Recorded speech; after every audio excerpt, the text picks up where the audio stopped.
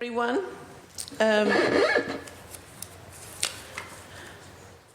For the record, my name is Liz Braden, District 9 City Councillor. I am the Chair of the Boston City Council Committee on Redistricting.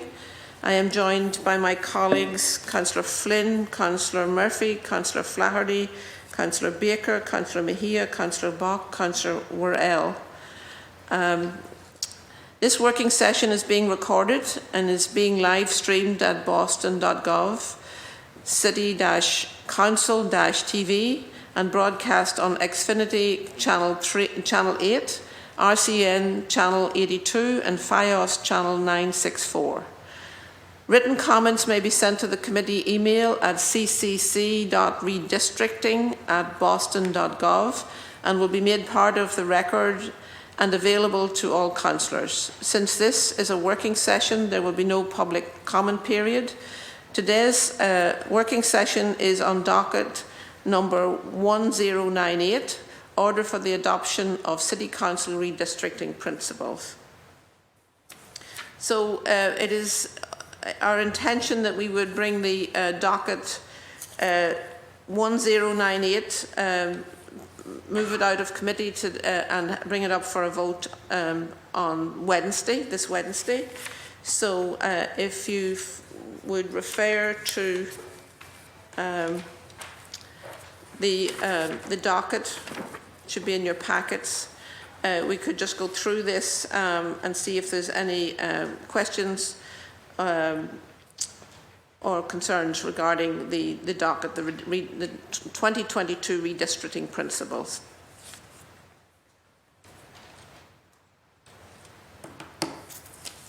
There's also, let's see,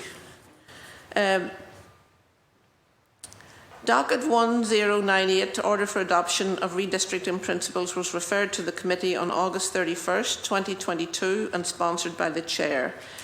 In this process, the committee has held a virtual working sessions by video conference on September 16th, a working session in the Piemonte room on September 20th, a virtual working session on September 23rd, working sessions in the Piemonte room on September 26th and 27th, a public hearing on September 29th, and working sessions on September 30th and October 7th.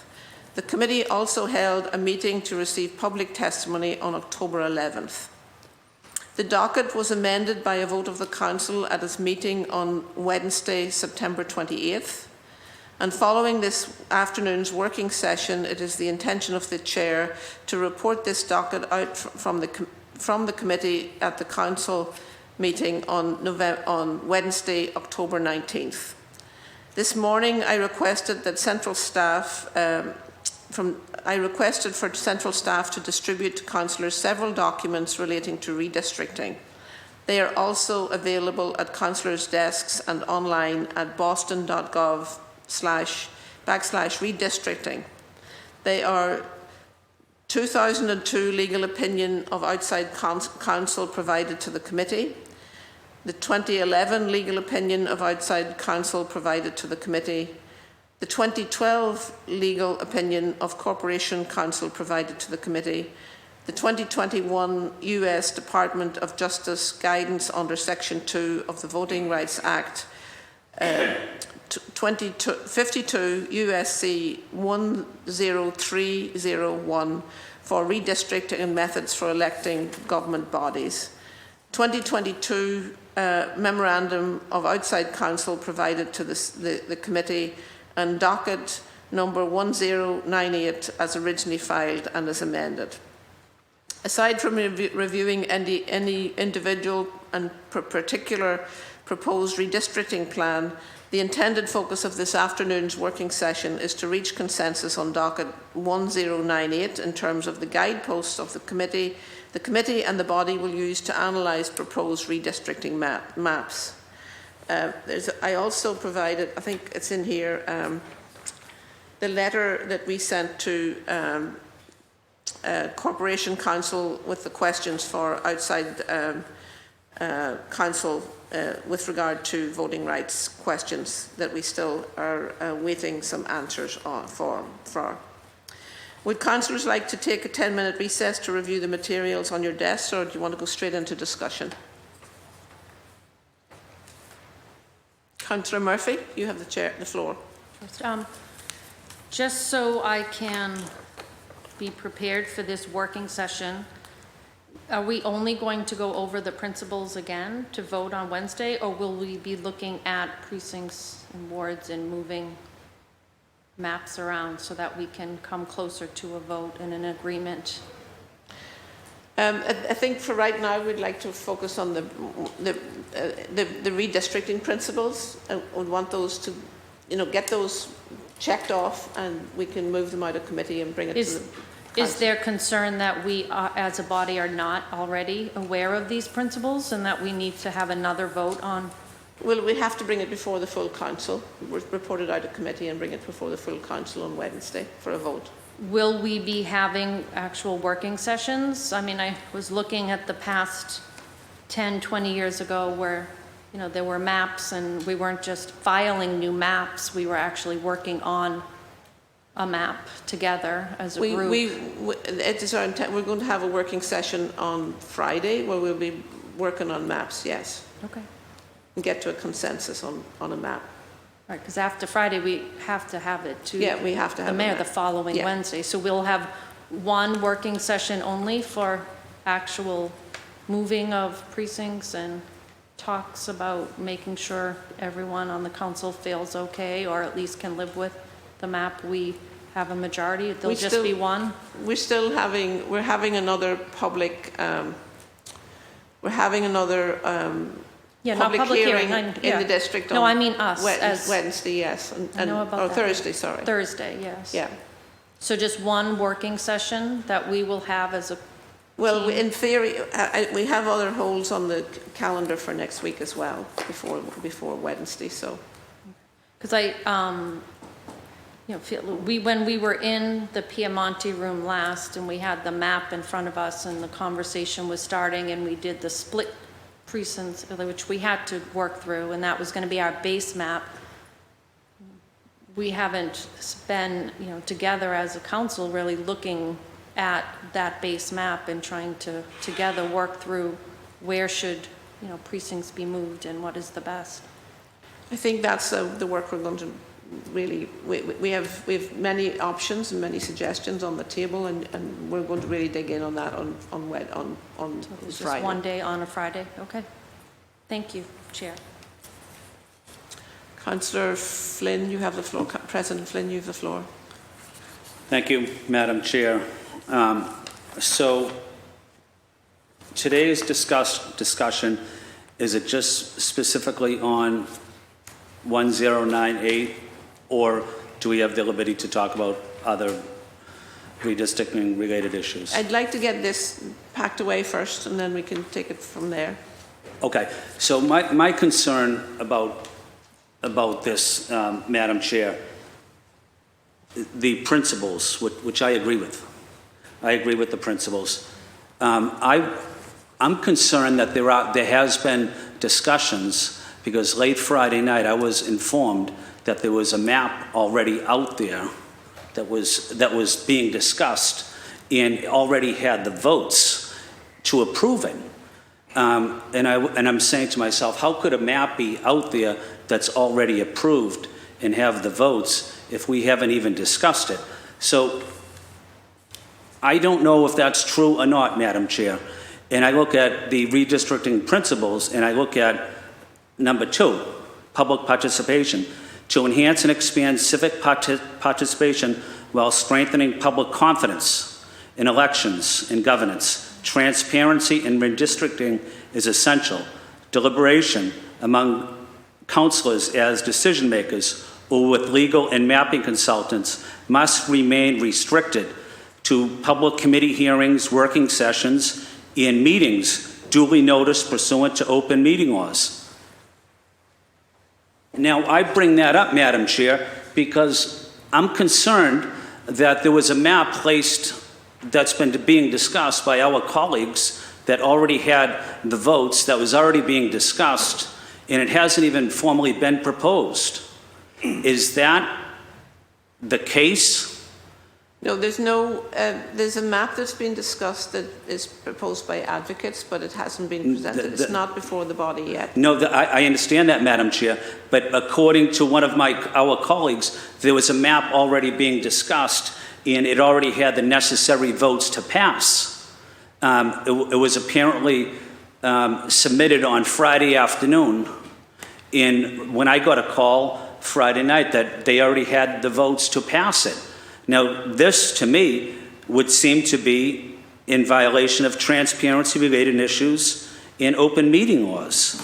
And I want to know or ask respectfully, Madam Chair, if that's the case, if our colleagues were working behind the scenes out of public view, and if so, is that a violation of open meeting laws? I can assure you your colleagues were not working behind the scenes, that the map that came forward it was generated by advocates, and their colleagues were not involved in that discussion.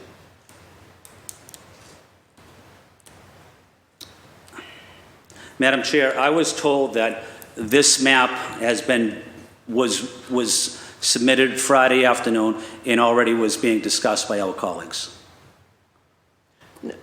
And had the votes. No, that's not correct. That's not accurate. There's been no whipping of votes and no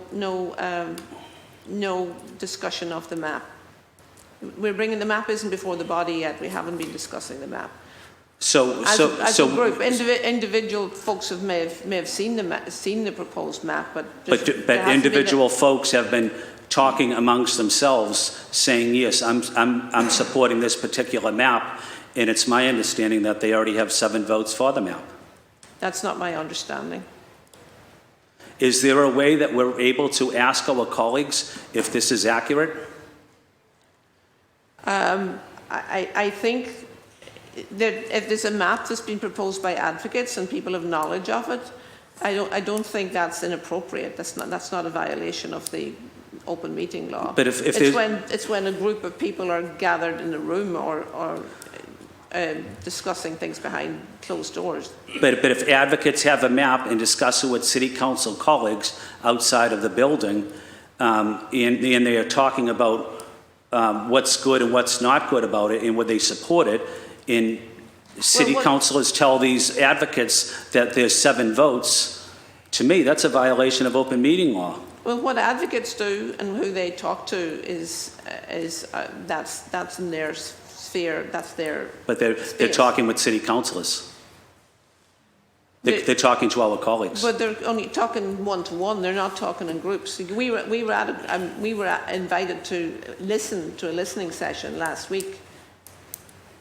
And it was made very clear that we were there to listen. We were there to listen, and we weren't to deliberate. And but then the response I received Friday evening was that there already is support for the map from our colleagues that they have at least 7 votes. I'm not aware of who is signed up to who the advocates have got commitments from. Well, if that's the case, and I needed to bring it to the public because I'm concerned about that. If we're going to be transparent, let's be transparent the entire time, not just when it helps us or it hurts us. Let's support transparency always. But transparency and redistricting is essential. Deliberation among councilors as decision makers or with legal and mapping consultants must remain restricted to public committee hearings, working sessions, and meetings posted on the open meeting law. It's my understanding that our city council colleagues were engaged in talking to advocates and working behind the scenes on a map that already has the votes. And this is in violation of transparency laws, and this is very discouraging to me. The map is not before the body yet. It will be brought up it will be coming to council to this committee hopefully on Wednesday. I agree. It hasn't been brought to the body, but the votes are already there to support it. That's what our colleagues are saying privately, that the votes are already there to support it. And how could a map that hasn't even been before the public already have the votes to pass something? We're the most liberal and progressive city, and we're not being transparent. We're only being transparent when it's convenient for us to be transparent. I respect this body, but I'm disappointed in this body because our colleagues are working behind the scenes and they have the necessary votes to pass, to get a map passed. And the reason I'm discouraged, not because of me personally, I represent the largest number of residents living in public housing of any district city councilor, and I'm proud of that. I take that personal. I take the relationship I have with them personally. I take the relationship I have with the Asian community personally. I think everybody knows that. That's why I have 2 women on my staff that speak Spanish fluently, because I interact with residents of public housing all day long, whether they're documented, they're legal, or they're undocumented. It doesn't matter to me. The same with the Asian community. I have the most diverse staff of any district, of any city councilor here. I have 5 women of color, and they're immigrants. My point is, I do a lot of work in support of immigrant rights in public housing. My whole staff is based on the work I do in public housing in support of immigrant rights, in support of people in need. And all of a sudden, people are trying to water down my district and make it less inclusive. We need to have tough conversations in this chamber, but we can't take it out on immigrants in my district. We can't take it out on public housing residents in my district. There's only a couple things I take personally on the city council. It's the support for the Asian community and the support for residents of public housing. And when people are trying to dismantle my district and eliminate public housing out of my district, I take that personally. Thank you, Madam Chair. Thank you, Councillor Flynn. Councillor Baker. Thank you, Madam Chair. I'm a little bit confused here. We're voting on redistricting principles, decorum, public participation, legal review, consideration proposals. But then if you look at what the feds are telling us, the 4 principles are compactness, preservation of counties and other political subdivisions, preservation of communities of interest, and preservation of cores of prior districts. I'm not sure why we need to vote, first of all, this whole meeting is about redistricting principles, decorum. We're all elected, we should know what decorum is, public participation, legal review. I'm on board with all these. Good. But not really here, not really right now. I think our core principles are what the feds are telling us to do. With that being said, to piggyback onto what Councilor Flynn was saying, we have an advocate map that was filed by all advocates, not by city councils. This is our job. We all went to a meeting the other night that was 90% paid advocates to be there. They're paid to do this. They're not necessarily community people. And coming out of that map, I'm a little disappointed that you filed it with the previous chair who's not here, who already has a map that he filed. You already had a map that was filed. At what point do we start throwing a map on a screen and moving precincts around? We haven't done that yet. We did that for probably 20 meetings 10 years ago. I was the only one on the body now that was here 10 years ago. And from the beginning, there was a charge from the chair. This is what's going on. This is what we need to do. We wanted to make another minority-majority district, which we did in District 5.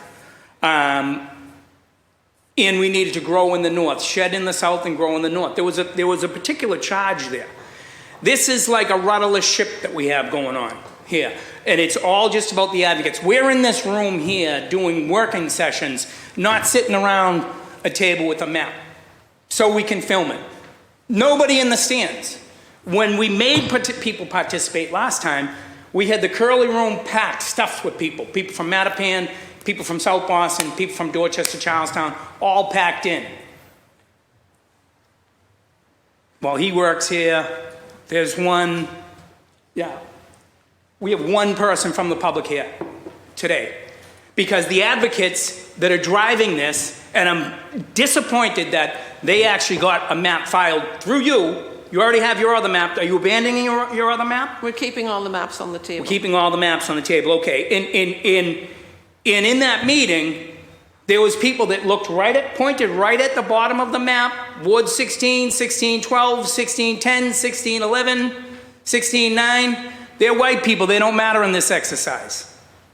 Still America. I think everybody matters. How am I supposed to take that? That's my neighborhood, my communities they're talking about. And then their advocate map gets there, takes a sword to my district, not to mention what it does to South Boston. This gentleman that just left here, there's nobody in the city that's done more for public housing than his father. His father. That's why the public housing is important to him. This map that you filed, madam, and the former chair filed, cuts the D Street projects in half, Latino community, cuts the Ann Lynch apartments in half, decimates South Boston, decimates Dorchester. So if we're in compliance, in my opinion, we're in compliance with the Voting Rights Act of 1965 now, otherwise there'd be something here from the feds or from the state telling us what we should be doing, what we should be looking at. Our charge is let's get the populations right. Get the populations right without hurting communities. I think we flopped that here. I think we're looking to hurt communities. Can't prove it. Can't put my finger on it. That's what it feels like. Feels like there's communities that are on the table here that are being eaten up. And I don't think it's right. I don't think it's right, especially when we hear comments like, that community down there doesn't matter, they're white. Or my good colleague from District 8 standing up here saying it was her mission when she was younger to make sure that a white South Boston man did not get elected from District 3. Her mission. What's her mission now? Just out of curiosity, is it me, District 3, white guy in District 3, white guy in District 2? I don't know, I thought this was America. I thought everybody had the same rights. So, when are we gonna get to a map that we're actually bouncing around? I have a map that stays pretty safe. I think the map that the NAAC put forward through you hurts communities bad. You heard it. We got some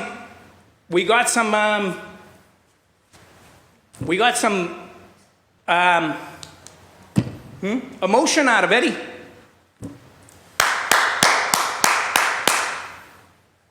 I believe you're hurting communities, mine being one, his being one, and where you don't have to hurt them. And we have a bunch of people here whose districts don't even change, but they're gonna take a vote to hurt my neighborhood, and they're gonna take a vote to hurt Eddie's neighborhood, and I think you're diluting a black voice in District 4. You haven't done the analysis, nobody's done the analysis. I know that the people that were running the meeting the other night have not done the voting analysis of what happens in District 4 with these changes. Who's done the analysis? Who says it's the right move for District 4? I think we got problems. And we're talking about decorum, public participation, legal review here today. So, thank you. I enjoyed my time on the floor. Thank you, Councillor Baker. Councillor Mejia? Yes. Thank you, Chair.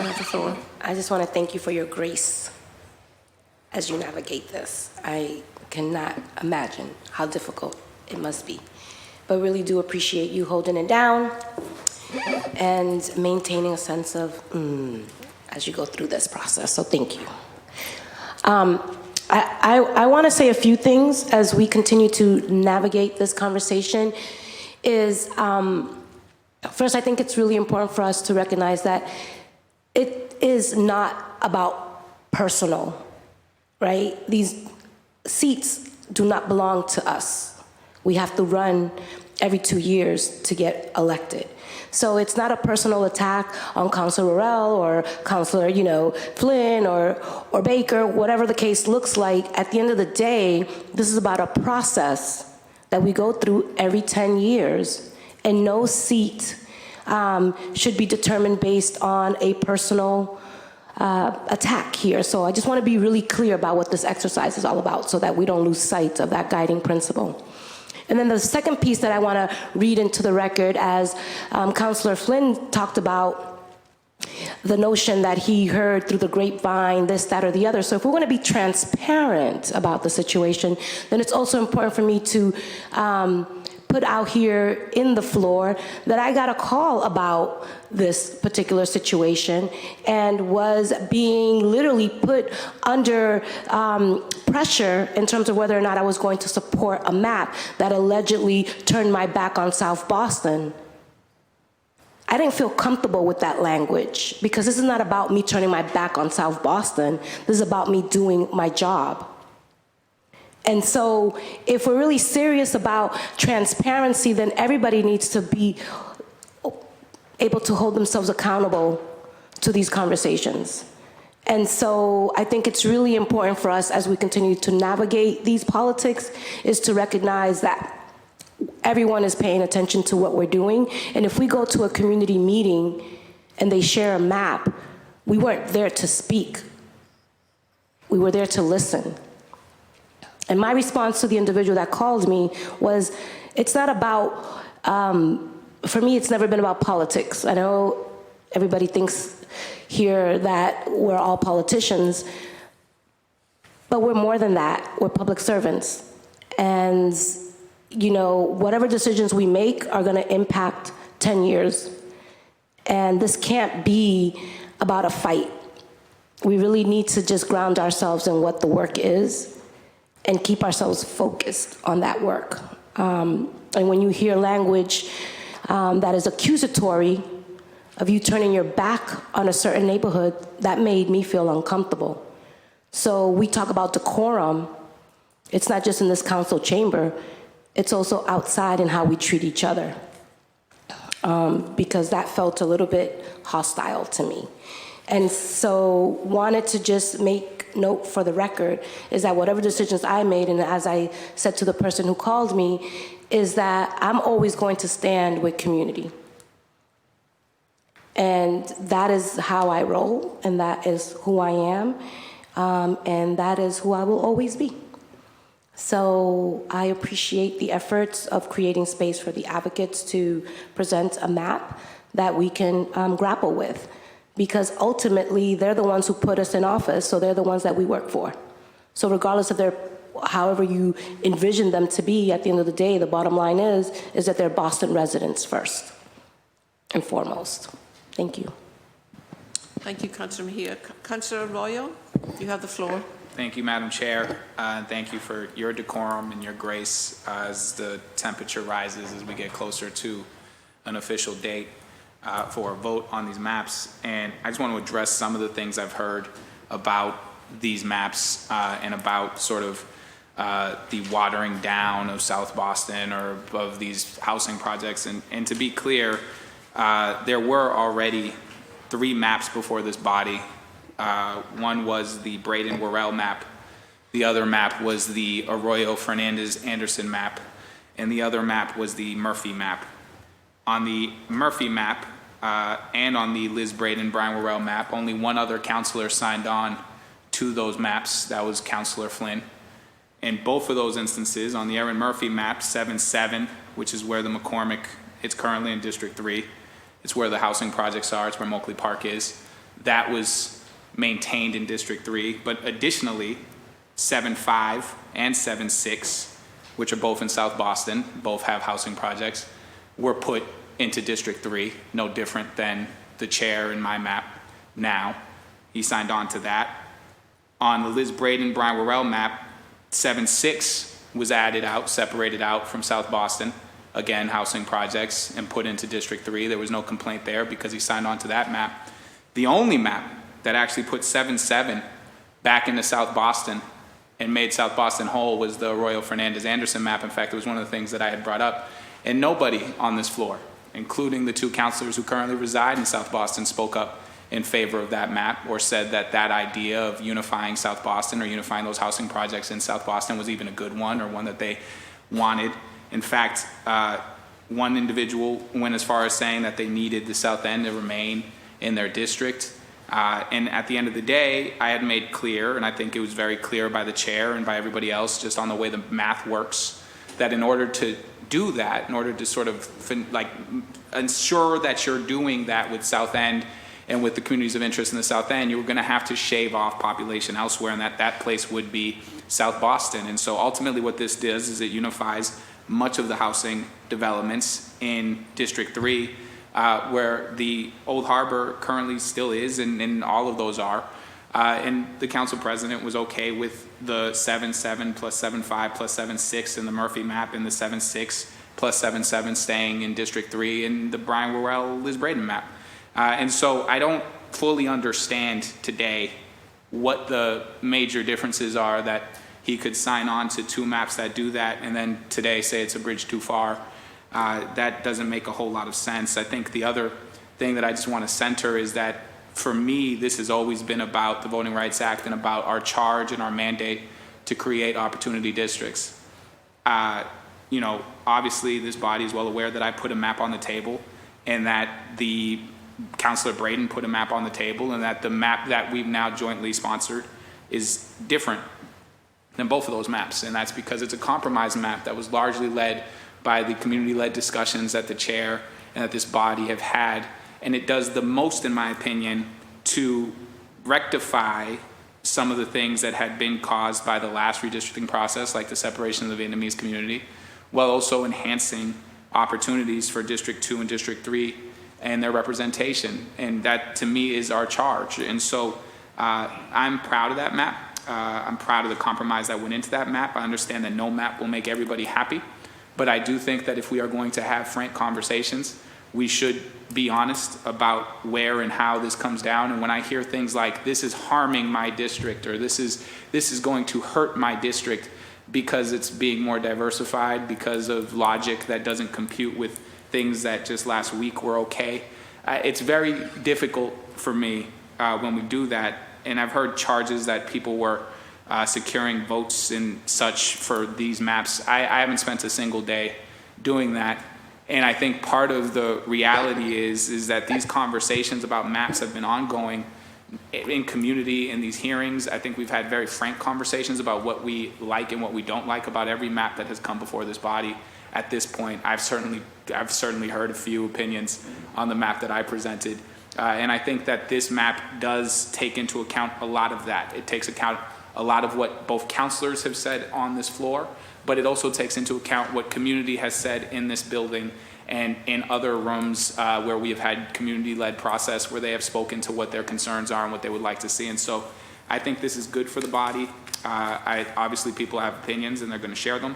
But I do think that it's only fair to note that if one of the critiques is what this does to South Boston, only one map unified all of South Boston, and it did not receive the support of either of the residents who currently live in South Boston, nor did those things that we aim to do in that map receive any kind of conversation on this floor. To the contrary, the one raising this issue now was very clear that what they actually wanted to see was more of the South End into their district, and to sort of make sure that what was happening with the Chinese community and the communities of interest in that district were heard, and that's what this map does. And so I think, you know, to do one, something has to happen to the other. That's always been clear, and I think that's what we have here. But I think to just state that this is somehow an attack on a district or a watering down of a district when their name is on 2 maps that do something very similar to South Boston is interesting. So I'll just put that there since we're in this chamber just raising these charges. Thank you, Madam Chair. Thank you, Councillor Arroyo. Councillor Flaherty. Thank you, Madam Chair. Appreciate your time and attention along with the Vice Chair. I'll obviously just caution my colleagues and just take a look at what's happening out in Los Angeles in terms of their redistricting process and how they treated it, and you know, how not at least working collaboratively together and focusing in on what's important and what's not important, and primarily as it comes to their maps. And so I will say, through the chair to the previous speaker, signing on to something is really signing on. I can't speak for Council President Flynn, but when you sign on to something, you're signing on in this body, you're signing on to have a hearing. You're not necessarily endorsing something, but you are signaling, hey, interesting concept, interesting idea, please add my name, I would like to have a hearing, I would like to have a discussion about that. So I just want to make sure that the practice of this body has been when you sign on to something, it doesn't necessarily mean that you're a yes vote for it, but that you want to learn a little bit more about it, you want to have a hearing. I will also now reiterate things that I've said with the previous maps. I've said it twice, Madam Chair. This will be my third time asking that the map authors give some thought to sort of sharpening their focus, sharpening their pencils, and getting a little micro with their colleagues. Through the chair to the previous speaker, there are some parts of his map that I like, and there are some parts of his map that I don't like. Same can be said for the map that was put forward by the chair and vice chair. Same can be said that was put forth by my at-large colleague, and I know that it's not in front of us, but it was raised at the last hearing from our district colleague from District 3. There are parts of those maps that I like, and there are parts that I don't like. I'm asking, and I'll ask now again for the third time, that consideration be given to reducing the number of precincts that move in and out of districts. And I think if we can get micro with each other, we have the ability to build some consensus. One map has 25 precincts moving in and out of districts. Another map has 18.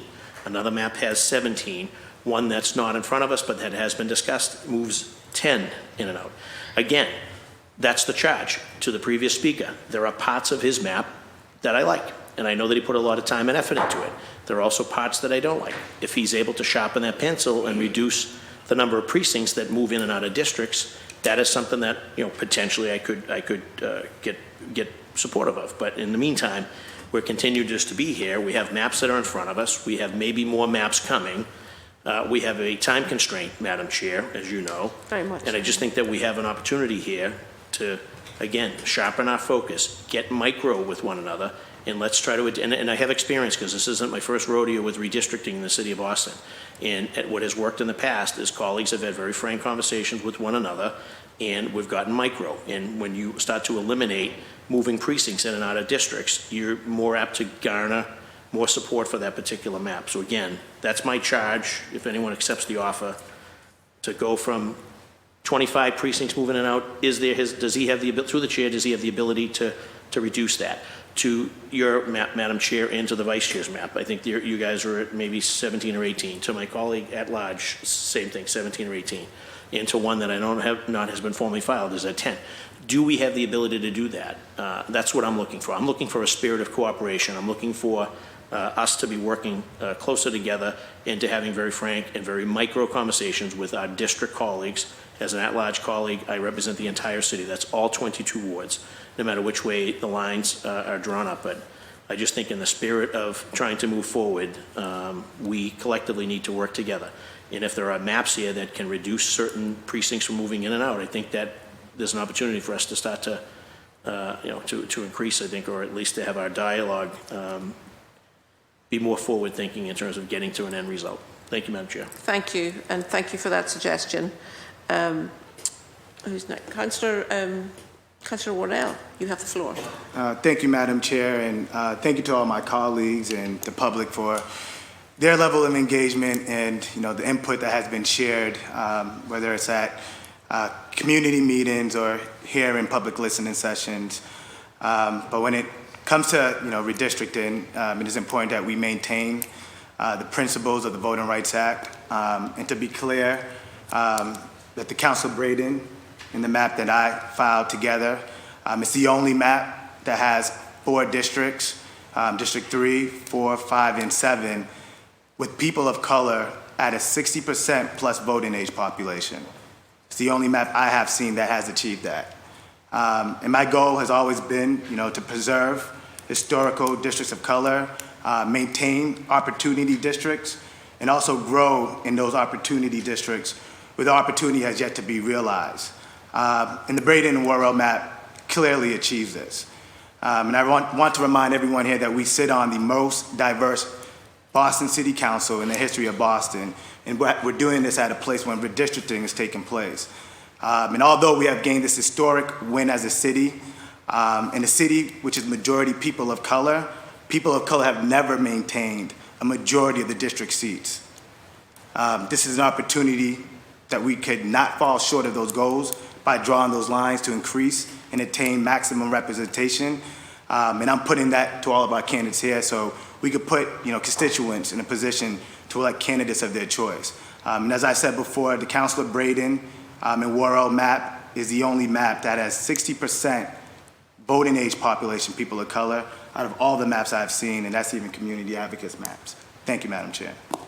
Thank you, Councillor Worrell. Who was first? Council President Flynn, you have the floor. Thank you. I spoke earlier about transparency and accountability. I'm not going to focus on that this time. I want to say thank you to you, Councilor Braden, and Vice Chair Worrell. As I have consistently mentioned in these working sessions, one of my main priorities is to keep South Boston as a neighborhood together in District 2 so that this community can continue to be cohesive and not be divided into different districts as has been proposed. However, as various redistricting maps have been released, there are maps that would divide South Boston into District 2 into District 3. These maps would separate the E&M Lynch homes at Old Colony in West Broadway development into District 2 and to District 3. This would negatively impact the neighbors, communities of color, seniors, veterans, persons with disabilities who live in these housing developments. I'm strongly opposed to these proposed maps, dividing South Boston into 2 city council districts, especially when it divides 2 housing developments, as I already focused, into separate districts, would negatively impact the ability for our residents to act together and advocate for the common interest. Moreover, one of the main principles we have discussed throughout this process is the preservation of core principles, core districts. And these maps violate this principle when they split South Boston. In addition, preservation of communities of interest is also a guiding principle of redistricting. Splitting 2 public housing developments that are right across the street from each other, that are next to each other, unconscionable. Unconscionable. Many residents and civic leaders are alarmed by these proposals, dividing the South Boston community on racial lines, especially in our public housing developments. Unconscionable. Phyllis Corbett, who's the president of the Ian Lynch Homes at Old Colony Task Force, as well as the Massachusetts Union of Public Housing Tenants, is disappointed. Kathy Lafferty, the executive director, South Boston Neighborhood House, the president of the South Boston Citizens Association, the chair of the Ward 6 Committee, and the executive director of the South Boston En Acción, which is largely a Latino civil rights group based in South Boston that my staff works closely with. Am I disrupting something? Am I disrupting something?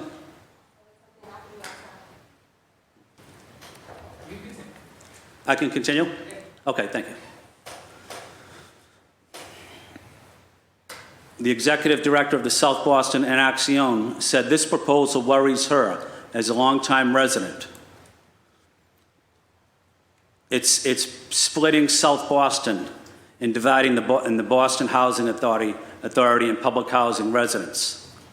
With most of these residents falling under the poverty line, separating them straight down the middle of one of these developments is counterproductive on many fronts. Most of my residents in public housing speak Spanish. That's why I have 2 women of color that are immigrants that are on my staff so that they can communicate effectively with my tenants.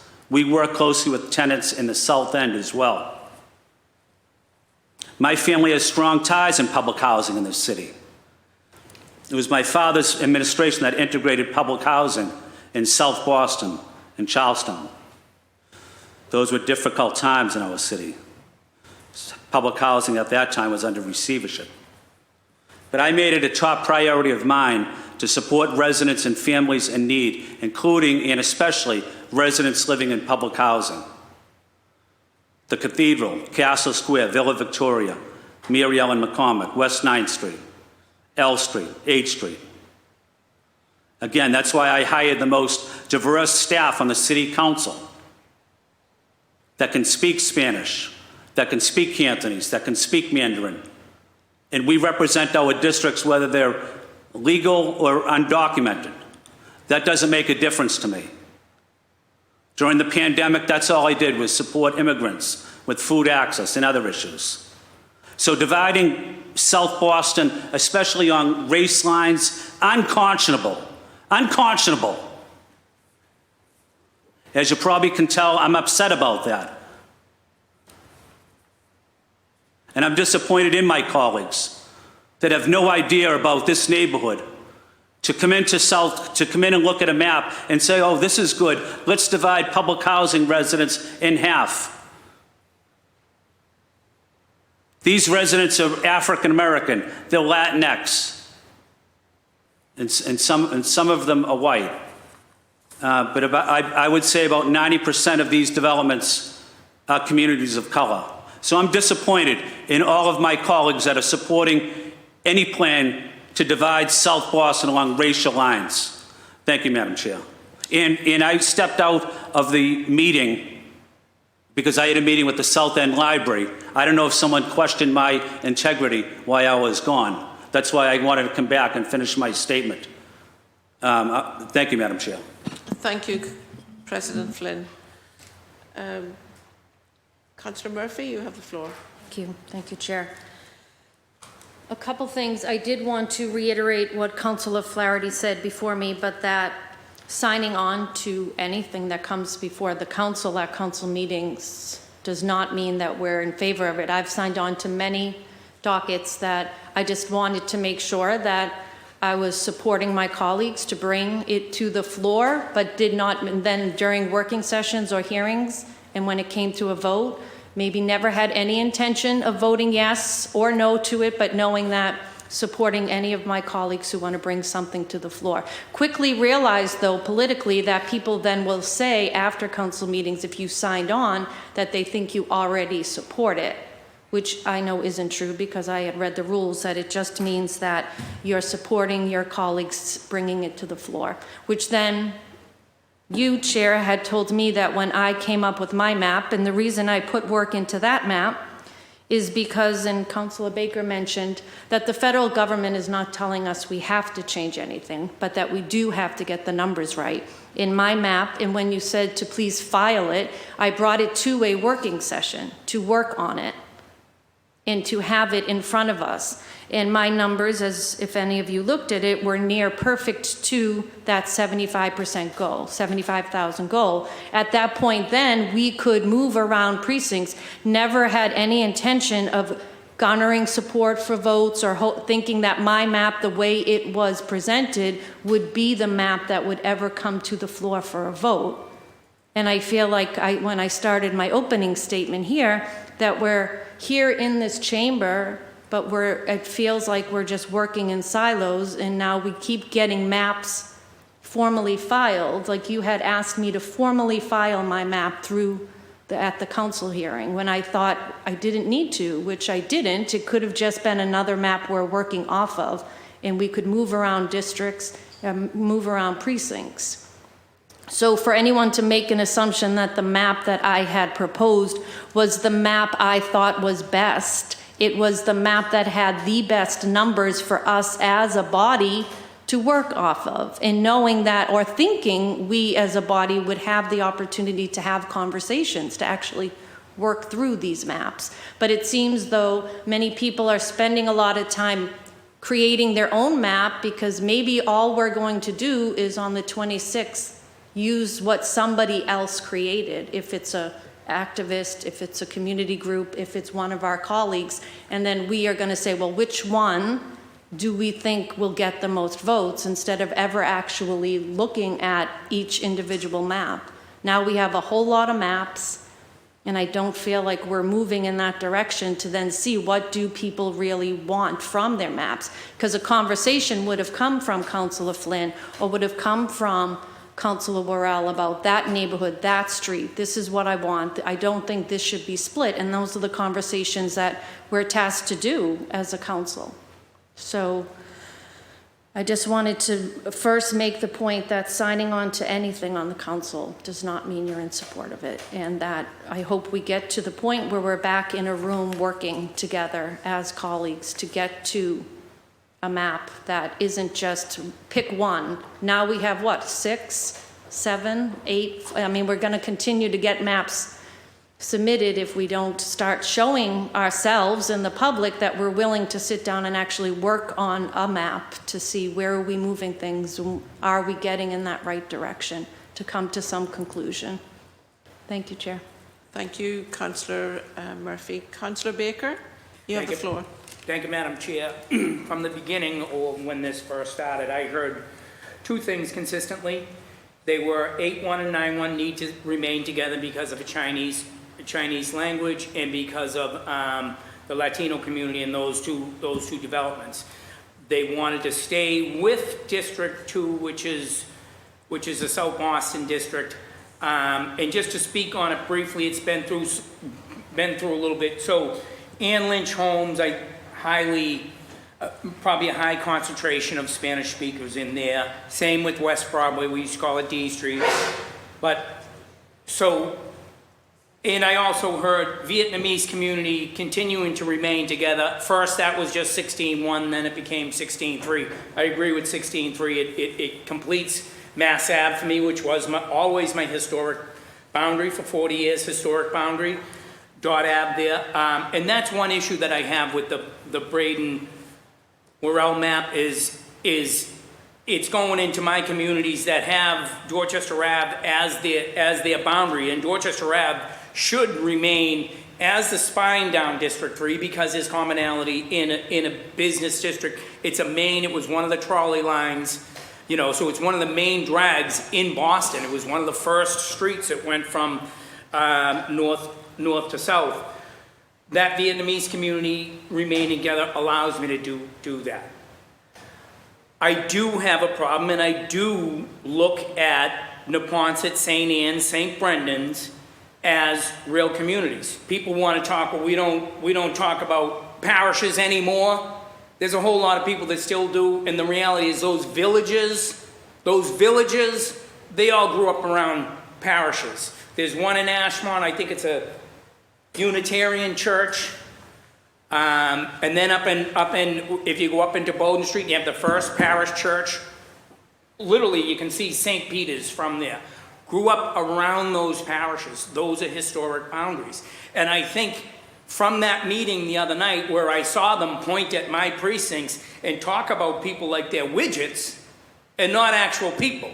We're dealing with everywhere you go here, which is why I'm begging you, this map does 10 changes. This map respects historical boundaries. This map doesn't get us into trouble because there aren't communities of interest that were going in and either breaking up or taking the whole community. So they listened when half of Neponset was cut up and brought into District 4. But then what they did was take all of Neponset, St. Anne's, and St. Brendan's and put it into District 4. I think if you're making a move like that, somebody ought to do the voter analysis and see if we end up with a male black voice after that next race. What's the analysis on it? I think that should be really looked at before we start looking at changing Brian's district so drastically, changing my district so drastically, changing Eddie's district so drastic. And again, to my colleagues whose districts don't change at all, if one of your colleagues is saying to you, and it may just be our opinions, this harms my communities, why are our district councilors going to say, I'm going to vote for it anyway? I'm saying, Eddie's saying, I don't know where Brian is, definitely harming our communities. Opinion, whatever. It's harming my community, in my opinion, and I represent them. And it's not about me. It's not about me. I've been here 10 years, 11, I'm on my 11th year. How much longer am I going to be here? I don't know. But it's harming my communities that have been contiguous. They've had that ability to advocate for themselves, and I would say the Vietnamese community being attached on to the Catholic community at the southwest, southeast part of my district, they have commonality. They want safe streets. They want their businesses they want their businesses to be able to function and not have to worry about things that don't make for a good business environment. And I would argue that commonality with the Vietnamese community, with the St. Brendan, St. Anne's community. And thank you for your time, Madam Chair. I know it's a difficult road that has been tossed your way. I'm trying to help you. 10 moves there. We may have political aspirations, and that's what that you're hearing, political aspirations. It doesn't say in the Voting Rights Act that these political aspirations have to be run. I don't see it anyplace. Again, not a lawyer, could be wrong, but I think we're playing with fire right here. I think that's the map right there. That's the safest map that keeps communities together. It doesn't split. It keeps that Latino language, Spanish language, and Chinese language together in District 2. It keeps the housing developments in District 2. I got Mary Ellen McCormick 10 years ago. 10 years ago. I know the reason why I got it. I just got it. I have it now. I think there's commonality when it comes to in terms of where the development's coming in my community, where the talks of resiliency in my community are. It's right there at Mary Ellen McCormick. It wraps into UMass and that whole development over there, which wraps into the Globe, which wraps into Morrissey Boulevard, a transportation corridor. I have a transportation corridor. And I'm trying to work on that for the future. Give that to the next person. Here's what you work on. And I think I'm going to hold my comments there. Thank you, Madam Chair. I do appreciate the work that you're doing, and I do appreciate your ability to stay calm during the whole thing. I wish I had a little bit of that. Thank you. Thank you. Councillor Baker. Councillor Mejia. Yes. Thank you, Shane. Okay, so I just have to name a few things that my previous colleague who just spoke on that made me feel a little bit uncomfortable. This whole notion around the Vietnamese community being more in line with the communities of interest that you have been advocating for. I just want to name that, and I'm not sure if that's the intention of it, but it just feels a little bit, you know, with you're saying that they want more safe, and the dynamic is I just don't want us to get into the habit or to the assumption that Asian communities and white communities are more politically aligned. And I just, for clarification, just want to make sure that that was not what you were presenting, because it does feel a little bit uncomfortable if that was the case. And I'm going to assume best intentions, but it just, to bring that into the space while we're talking about redistricting, especially when we're supposed to be utilizing the guiding principles of the Voting Rights Act, then I think it's really important for us to remain focused on what that is, and do so in a way that does not leave others to make assumptions about communities being more aligned with each other based on potential stereotypes. But now, I'm not done talking. And I'd rather if we don't. So I just wanted to name that, because there are people. She's naming me, Madam Chair. No, I'm naming the behavior that is happening in this chamber, and it's not just the present colleague who has spoken. It's just overall the tone of the environment in this space, right? So when folks who are advocating on behalf of certain districts, there is a level of a tone that we need just to be mindful of as we continue to navigate. So I just want to name it. It's not one particular person, it's just overall in general. However, that's not why I asked to speak. I'm just curious, when I think about building political power, and maybe it's just me being naive, but we have to have a little bit more faith in people's ability to organize around the issues that they deeply care about. there's something to be said, even if it's just, and I've seen this, you know, Senator Diane Wilkerson talked about living in a building that was divided between two very different districts. But I'm going to assume that despite that division, that when it's time to advocate on behalf of something that people care about in a particular neighborhood, people are able to do that to some extent, right? So this whole idea that that we're watering down certain neighborhoods, and not to, and I want to be really clear, and my colleagues are making assumptions that because people happen to be white, that's, you know, that people don't care about their ability to build power. And that also feels a bit uncomfortable. And I just don't want people to walk out of this conversation with that assumption. Because if we go back to what this exercise is all about, it's about creating opportunity districts. It's about making sure that people are able to elect the candidate of their choice. And if we can just remain focused on that, then we can get through this process. But if we are going to continue to bring it back to the personal, then we're not going to move in the direction that we need to all go into, because everybody's thinking about their own seat. You know, and I really do respect and admire Councillor Flynn's passion for the immigrant community, but that passion and commitment to the immigrant community should continue to be no matter what seat he happens to be representing at the time. So I just think we should just need to all remain focused on this exercise and not allow our personal, just the personal to get in the way of the political and the process.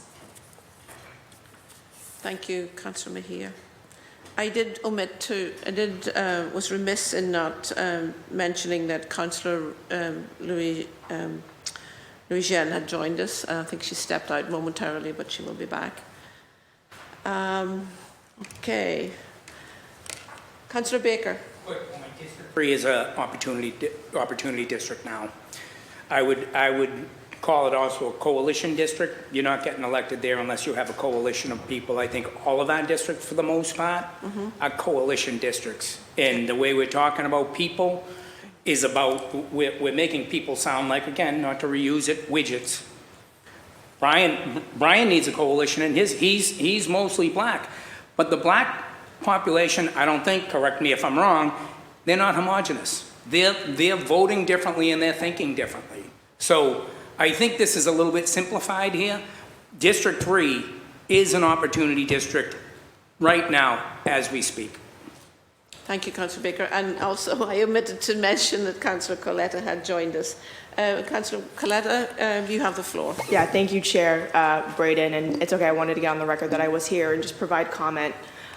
This has obviously been an eye-opening experience for all of us, and I just want to thank you and the Vice Chair for your leadership. And I know that my district is on the fringe, so it's not lost on me that I bear little brunt of any changes. And what I have learned through this process, with the varying degrees of changes here and there, that obviously no one is going to be 100% happy. I mean, even in my district, I would like to take on certain precincts due to the geography. But I think that's why the word of the day here is compromise. I'm just going to underscore that. And it's hard not to take things personally, but we all need to understand that there will be a give and take, and that this is bigger than all of us right now on the floor. And I'm here to largely listen to my colleagues.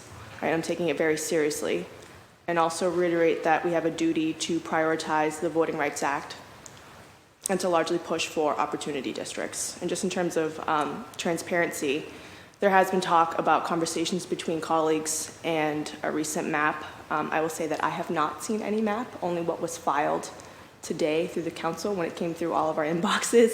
So I feel like I needed to put that out there. And I think that I would like to see this map visualized and have conversations on it so that the public can see it. That's why I wanted to ask a clarifying question about timeline, and apologies for being late if I missed this, but what is your thought process on voting on it? As I said right from the very beginning of taking the chair, we do have a very constrained timeline.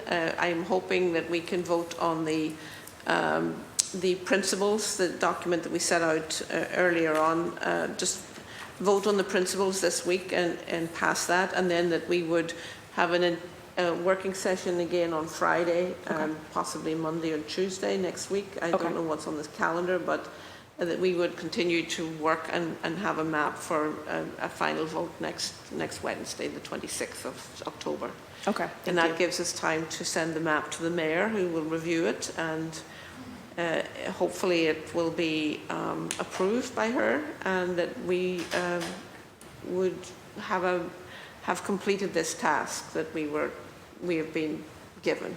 And apologies if, again, I missed this, but did we get the answers from this October 3rd letter? We're still waiting for the answers. We're waiting for them. Yeah. Okay.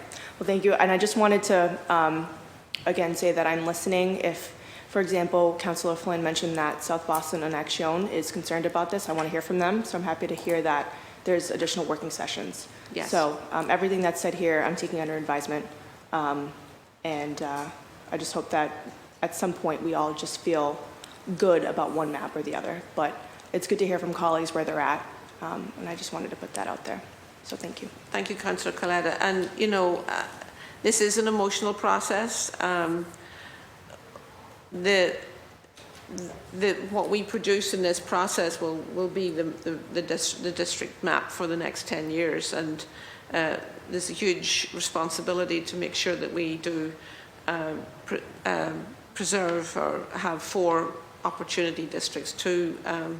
We have 2 black districts, but 2 opportunity districts in District 3 and District 5. So, Can you restate that? I'm sorry. yours is an opportunity. District 3 is an opportunity district. As it stands, As it stands, it needs some strengthening. from 63 to 65? Like, so what do you mean by strengthening? And is that strengthening? In terms of voting age population is one other metric you use to figure out how strong it is. Did you ask Brownsburg, your senator, or your rep, what they did with voting age population? Total population is what we are is the most important. Because voting age is too difficult to get to. So District 3 is opportunity, District 5 is minority, so opportunity and minority majority, which we did last time. Both District 5 and District 3 are opportunity districts. And we need to ensure that they continue to be opportunity districts and strengthen them. And so opportunity being 60% of non-white? 60% of non-white, or ideally push it up higher than that, up to 60%. Ideally, as a political aspiration.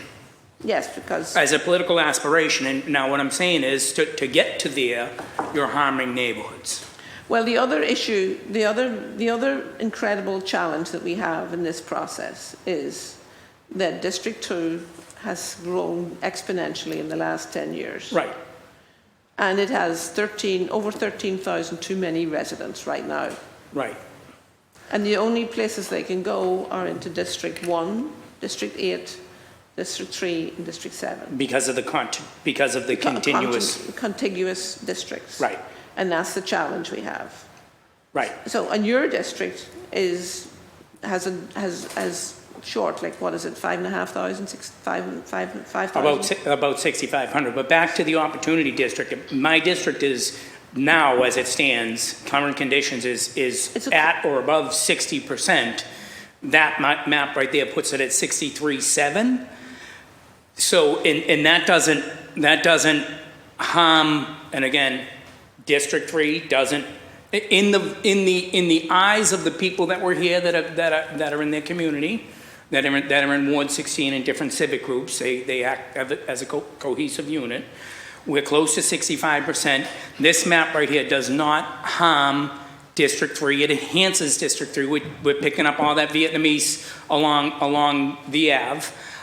It doesn't harm District 3 by splitting the housing developments up into 2 separate. I mean, So the only charge I heard was was 8191 stick together and Vietnamese community. 8191 stick together. If we're cutting up the D Street projects and the Old Harbor projects, we're weakening that Latino voice.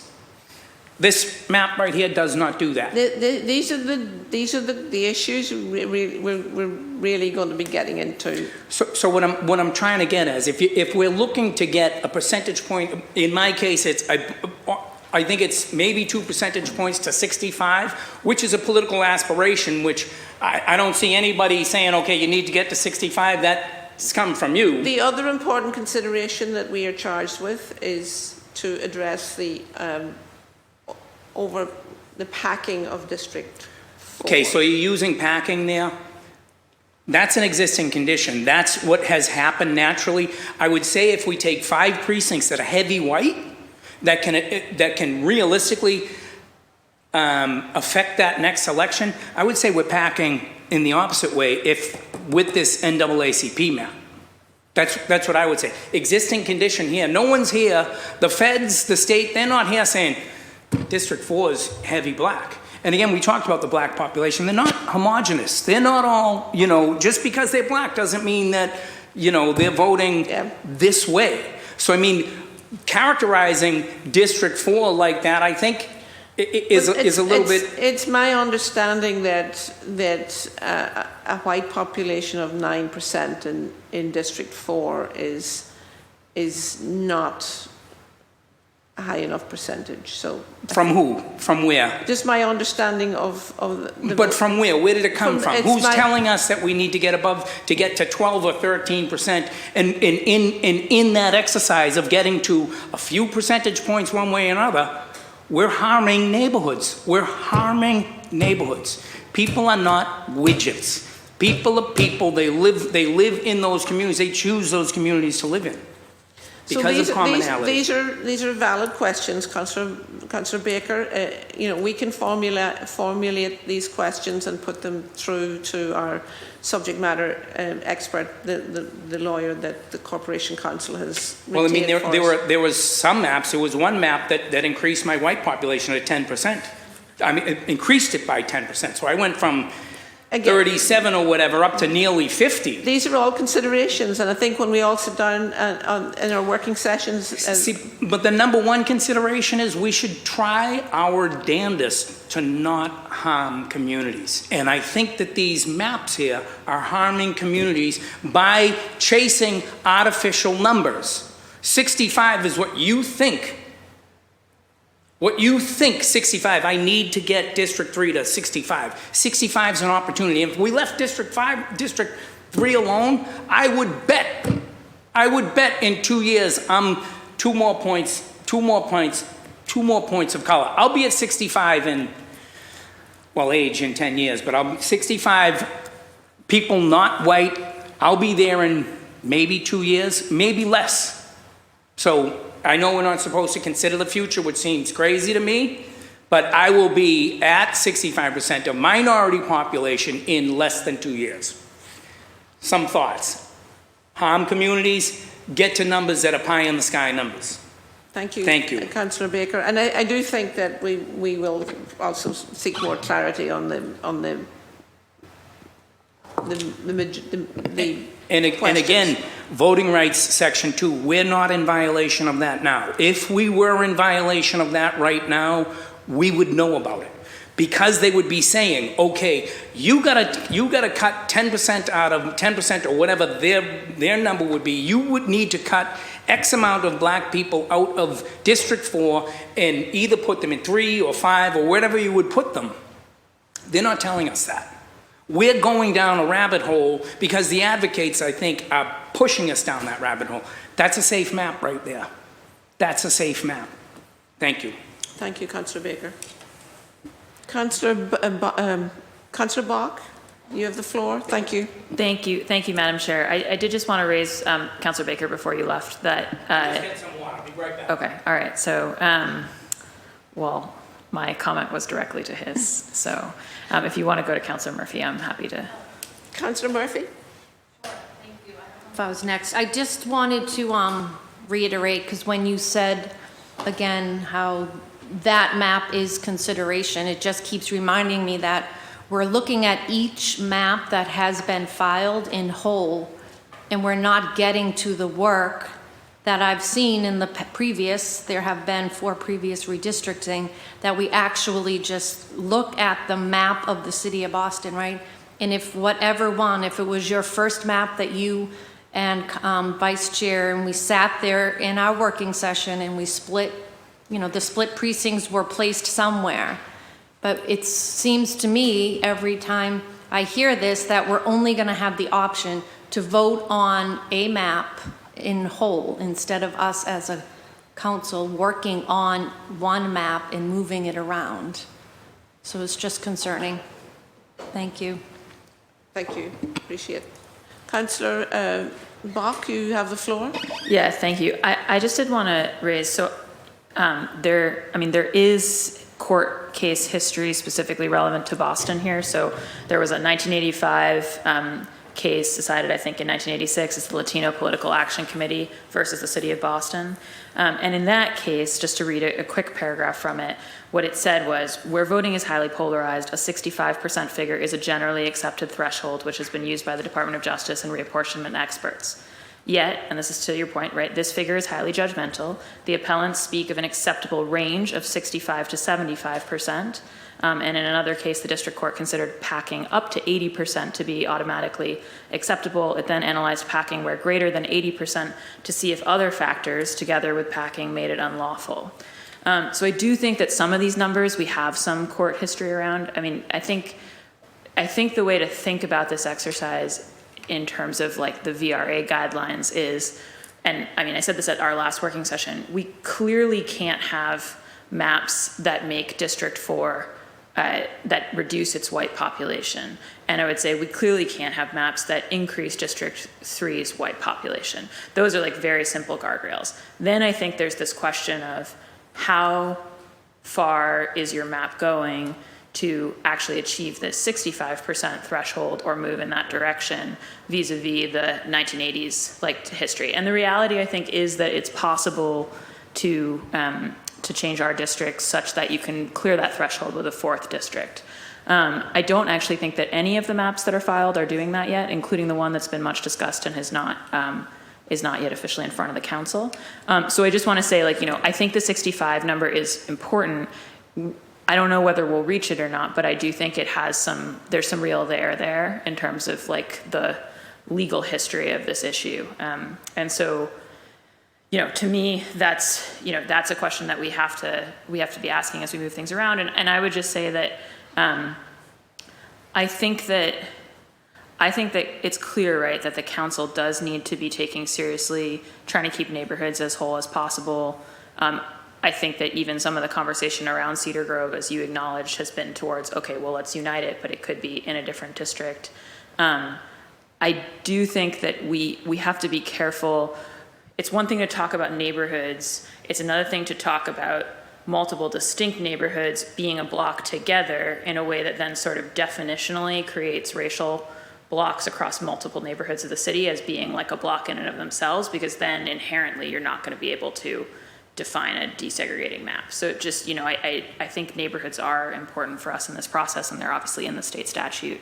But I think the linked, all these neighborhoods have to stay together piece, I think it makes it hard with the Voting Rights Act challenges. So just wanted to put that on the table. Thank you, Councillor Bach. Councillor Mejia? Thank you. Thank you, Councillor Breeden. You know, I keep hearing that District 3 right now is an opportunity district, but historically there's never been, that, to my knowledge, a person of color ever elected to represent that district. Can we confirm that? Right. So I don't know where their opportunity really lies if that district has yet to be able to do that. And if the opportunity is for to build an opportunity for diverse representation, then it sounds like this is a step in that direction with some of the movings of these precincts here and there, right? So this could be, in the next 10 years, an opportunity to see that. happen. Because if you look at the highest percentage of precincts that vote, oftentimes it's some of these precincts that are determining who represents D3. So I just think it's important for us to remind ourselves of that. And then in regards to South Boston en Acción, as a Latina, and someone who has worked in deep community with the Latino community, I do believe there is an opportunity for us to seize this moment when we're also looking at D2 as an opportunity for more representation.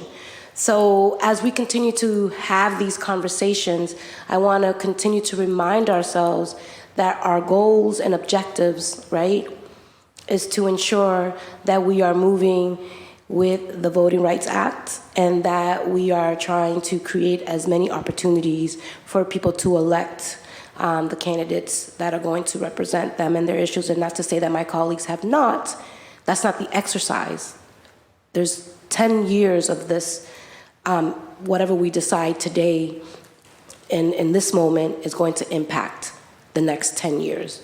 And I hope that as we continue to move through this, that it's not about us and running for office, that it is about what happens as a result of the work that we have done on this council and the diversity that we might be able to increase as a result of the work that we do here. That should be the number one goal for us to continue to remind ourselves of. That is the goal. And I think it's important for us to continue to ground ourselves in that and not make it about ourselves. Thank you, Councillor Mejia. Councillor Arroyo, you have the floor. Thank you, Madam Chair. I think Councillor Bach eloquently brought the case law in, and I would just say creating opportunity districts means making them as diverse as possible and not just saying this is too much diversity when you hit 65% randomly or 60% or 55%. The idea is to make them as diverse as possible where and when and how you can.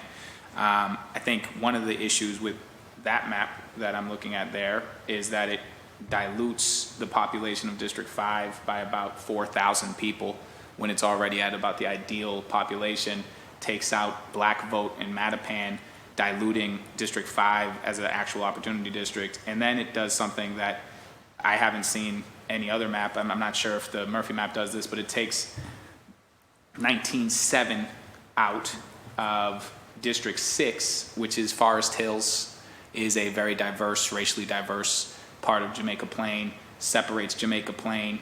And so this idea that there's this magic map that doesn't split any neighborhoods anywhere is just not true. Nobody can make that map. It doesn't exist. And the reason for that is, as has been alluded to, there's 13,000 people in District 2, and we need to readjust that. And so in order to do that, you have to shift things around in the city from a map perspective. So nobody is going to put forward a map that doesn't split a new neighborhood. That's just not going to happen. I mean, I've seen 2 maps that split Jamaica Plain when it hasn't been split before. I see neighborhood maps that take out parts of Mattapan from District 5.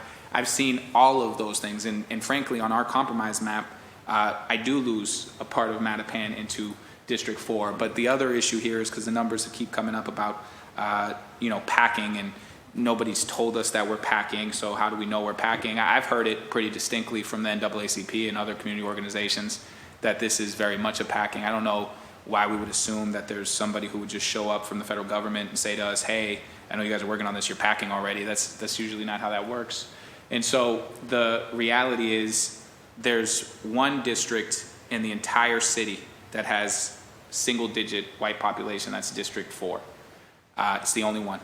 I think the next closest in low percentage, I think is like 24% or 25%. Even under the compromise map, it only gets up to 14% or something like that, which is an increase of about 4 or 5% total white population in District 4. It's still the blackest district by numbers in the entire city.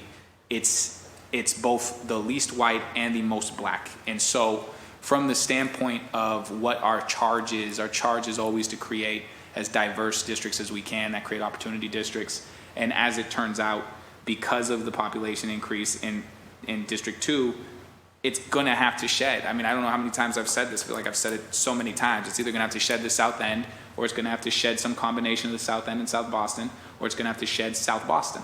And so the reality is those are the only things it can do. In our compromise map, it sheds a little bit of both. And so that is how that worked out, because it has to shed. There is no world where the District 2 that exists on lines right now can exist in 2, 3, 4 weeks. It just will not happen because the population increase has been so stark. And so ultimately, I don't know how we deal with that without District 2 shedding. There's no map where District 2 can keep every single precinct. So I don't know how the presumption is that somehow this is any different than any other map. I put a map out with Councilor Fernandez-Anderson that left South Boston more whole than it's ever been, gives back McCormick. That map took out all of the South End. That we heard about that from multiple people.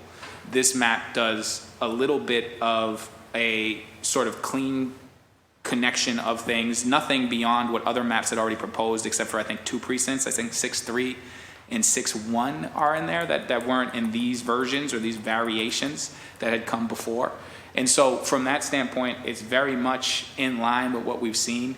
And I would just, I would refrain from having folks say that this community doesn't get split if you look at this map. Well, another community gets split if you look at that map. And so we're always going to be splitting something. And the question is just, are we doing it in the furtherance of the Voting Rights Act and in the furtherance of diversifying our actual city in terms of what the district lines and the representation look like? And so that has been our charge. That has continued to be our charge. And I look forward to continuing this process over the next couple of weeks. Thank you, Madam Chair. Thank you, Councillor Arroyo. Councillor Worrell, you have the floor. Thank you, Madam Chair. And I guess my question is to everyone who has filed a map is that, are their maps, open to suggestions? Like, are these maps, something that you guys are willing to change and compromise on? I would say absolutely yes. Councillor Murphy, yeah. But not just yes, and that's what I keep bringing up, that when it was proposed and asked by the chair to file it the way I did, that in what Councillor Flaherty has been asking us to do, to kind of go back into our silos, make changes and come back, I thought it would be like on the floor if we have to be here, or on the table, and we as a group, because I don't think me making changes alone is going to make it any better, or any map, that we have to work through these maps together. So absolutely thought that there'd be lots of changes, but it was a good starting point. So my question then is to the chair, is, these changes that councilors want to make, are we supposed to file amendments, or I don't bring know them up now. here, Do I have to file an amended map, or are we going to have a working session? Hold on a second. It occurs to me that, as we mentioned earlier, everyone looks at a map, and they like some things and they don't like other things. It might be a worthwhile exercise for us all to look at the maps and say, I like that, or I have problems with this, so that we can get some consensus on the stuff that we like, and then we can negotiate the stuff that is problematic for us. But I think we all agree that there's certain things that we, and right on early at the start when we did the split precincts exercise, we were coming up with ideas that there was broad consensus on. So I think charging you with the thinking about the maps and saying, well, I like that idea, I'm not so sure about that, it would be helpful. And again, that we can bring this all into the conversation on Friday as we really get into this again. I see. Go ahead, Councillor Well. You still have the floor. Yes, thank you. So the amendments on new maps will be discussed at the working session on Friday. Is that what we're shooting for? The fact is we have several maps on the table right now. I'm not inclined to take any maps off the table. They're the basis of conversation and discussion and negotiation, and I think then we modify a map that we can get broad consensus on. We have the advocates map, the coalition map, it has many positive things about it, but, you know, other folks are raising concerns about it. So, you know, this is where we have to get into the room together, get our sleeves rolled up and hammer this out. All right. And then just also want to point out a few things that, you know, I've taken a look at the U.S. Census is, and just for the record as well, is the map that Councilor Braden and I proposed did increase the white population in District 4, I believe at the time, by the most, you know, the most change in white population than any other city council that proposed a map at that time. But I also want to point out that gentrification is real and it's happening in District 4 at a large rate. And that also black displacement is real and it's happening in District 4 at a large rate as well. So I just want to make sure that we're taking that into consideration when we're talking about drawing these lines. And then also, I know that, you know, sometimes we're talking about in percentage of population, but what we haven't done or brought up in the council yet or these working sessions is, you know, how that percentage actually affects the votes.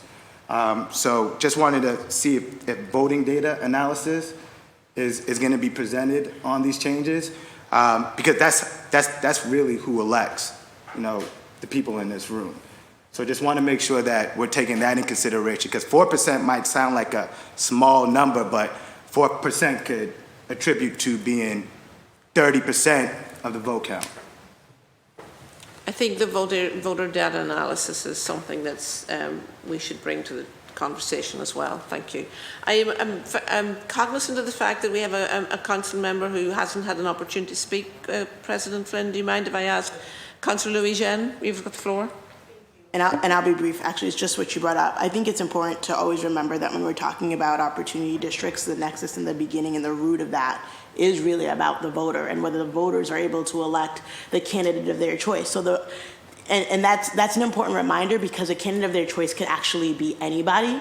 And so you can't actually answer that question without the data, without looking to see if there's racially polarized data from past elections. So I just want to second and underscore that an important, rather than having like rigid numbers, it's really important to sort of look at the data and the voting patterns to see what it supports.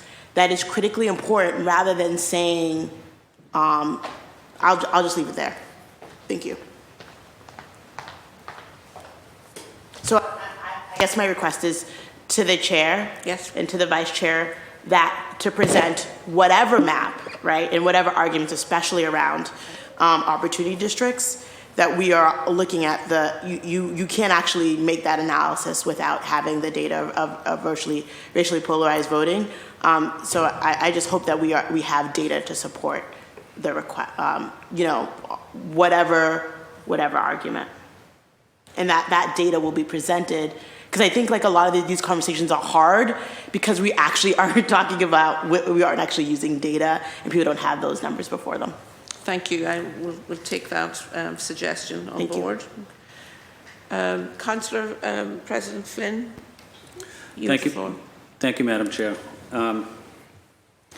I know when we had the split precinct discussion, there probably wasn't the district city council that gave away more precincts than I did. I was accommodating to my colleagues. The other point I wanted to make is during that split precinct, when we were working in the Piedmonte room, Madam Chair, it was easier when you saw the map on the table and you could look at it and you could have a discussion and you could pass a paper over to someone with the logistics or with the population. It's impossible to see some of these maps, and it's confusing to people, and especially to the public. We owe the public the best transparent process we can, and if we can't see the maps in front of us, how is the public going to see the maps and look at the data? The reason I make that is maybe we consider again going back to the Piedmonte room and having a discussion there if we're able to have a camera in there that covers that records it and broadcasts it for the public. That's my suggestion, one suggestion. The other issue I wanted to highlight is I wanted to make sure Cathedral and Villa Victoria work together. That was my priority. And when I was able to get Cathedral and Villa Victoria, two different precincts, but to get them united, my priority was to keep them in District 2 because they're communities of color, high concentrations of community of color, and right next to it is Castle Square, which has a high concentration of Asian, mostly Asian, and African American. I bring that up, Madam Chair, is because I was the person that advocated for that, to keep those two precincts united, and not only to keep them united, to keep them in District 2. Because as I have said many times, I have the most diverse staff, and my staff works in those communities, and they speak Spanish, and they speak Cantonese, and they speak Mandarin, and during the pandemic, it was me and my staff that were going into those places providing food to seniors that couldn't speak English, that had no idea how to get food access, and it was my team, work with Mayor Walsh, that were able to get them food. I called Mayor Walsh almost every day. I need more food for my residents, especially residents of color, residents in public housing developments. I don't apologize for that. So my goal was to keep, as I said, to keep Cathedral and Villa Victoria and Castle Square together because they're high concentrations of communities of color. So why is it now okay to divide communities of color in South Boston? But it's okay to do it in South Boston, communities of color. My Spanish community in South Boston rely on my staff to get things done. They rely on Ana, who's from the Dominican Republic, and Laura, who's from the Dominican Republic. They graduated from Brighton High School. They graduated from UMass Boston. They speak Spanish. They rely on them too, because I don't speak Spanish, but my staff does. They rely on Vanessa, Sophia, and Melissa to speak Cantonese and Mandarin, because I don't speak Cantonese and Mandarin. So they call them up. We need food, Councilor Flynn. Can you bring us food? And that's what we do. District 2 is an immigrant district. It's a district of color. It should be a higher percentage of color than what it is now. And what my colleagues want to do is they want to divide the district. They want to divide people of color. I know about South Boston Action. I've worked with them. I've worked with them on immigration rights, on food access issues, on support of our residents. Most of them live in public housing developments. Why some people are up in Cape Cod in the summertime. I'm in the public housing developments on a Saturday, 100 degrees out, working with my constituents. I don't take a day off. I haven't taken a day off in 5 years because my constituents need me. And I take this very personal, as you probably can tell.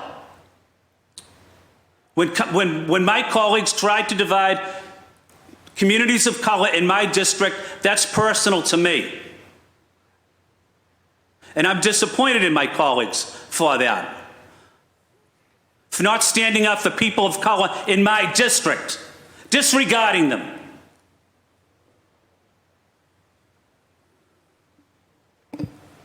Thank you, Madam Chair. Thank you, Councillor Flynn. I really appreciate your commitment and your hard work for your residents. You really do exemplify what is best in a city councillor, a district councillor.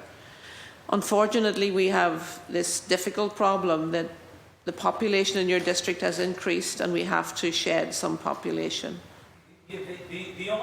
I agree, Madam Chair, but my colleagues are disregarding my opinion.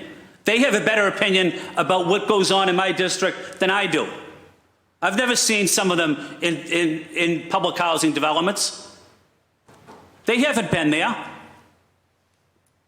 And all of a sudden, someone from Hyde Park is going to tell me about people in public housing in South Boston or the South End? So I think, thank you, Councillor Flynn. The problem still remains that we have to figure out how to reallocate 13,000 people from District 2 into adjoining districts, and that's an ongoing, it's a puzzle, it's a challenge, and I think if we all work together, we can get to something that will be acceptable. But it's difficult and it's painful, and it's not any reflection of the hard work that you've done in your district and your commitment to your district. Thank you.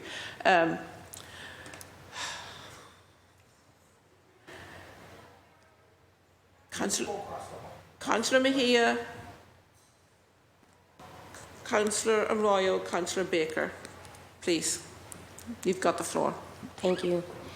I just want to reflect really quickly that we were a few weeks asked to agree to decorum in how we show up in this space. And I have been working really hard on my own way of showing up in this world so that I could bring my best self into the space. And I am very disappointed, right, that that is not being honored right now in terms of how we are showing up. And so there are some personal attacks that are being thrown into this chamber in regards to what is happening right now.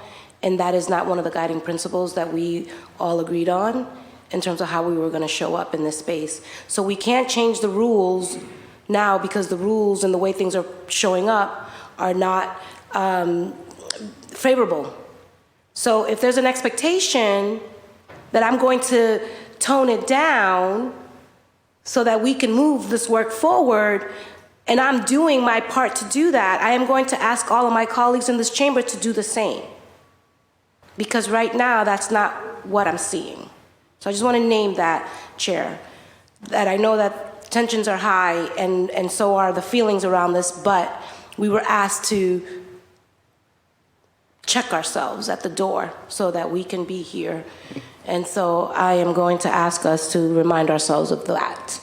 But that's not what I asked to speak on.